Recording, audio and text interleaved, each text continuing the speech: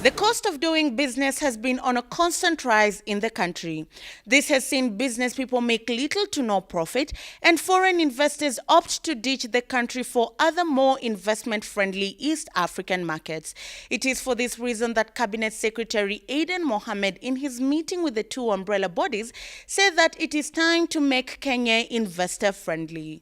There are two things that I want to emphasize, that as a country, in order for us to win and win globally, we must be able to be competitive in the cost of operations in Kenya.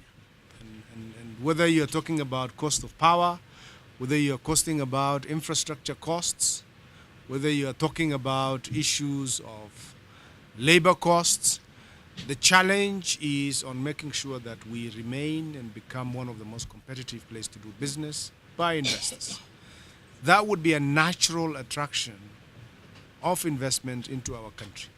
The second point is to make sure that we improve our business environment. I am very pleased that in the last 4 years or so, we have moved very well in our business environment ranking globally. We moved from 136th position to position 80 last year.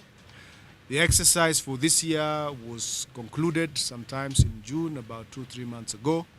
And I'm very optimistic and confident that we will continue to make big strides in improvement in the doing business environment. And so watch the space when the announcements are going to be made in October.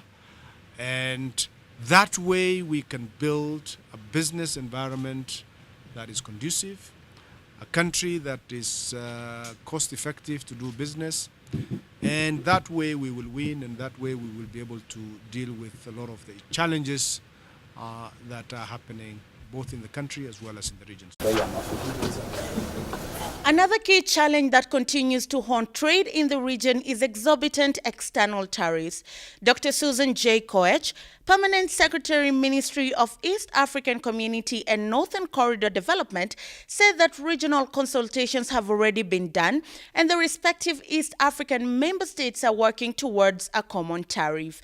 It is expected that by 30th June 2019, a fully reviewed regional tariff will take effect. This will really enable us to improve the intra-trade, because we've noted that intra-regional trade has gone down.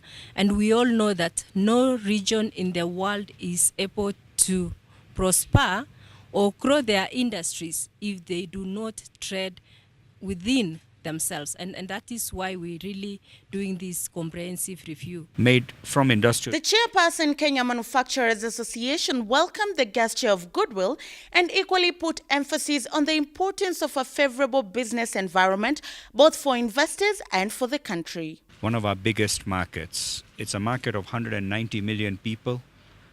Any investor coming into Kenya has got to look at EAC as a potential market. And for us, this market remains very important. We remain committed to growing intra-EAC trade as well as intra-African trade. And really, again, as CS mentioned, we are very, very conscious.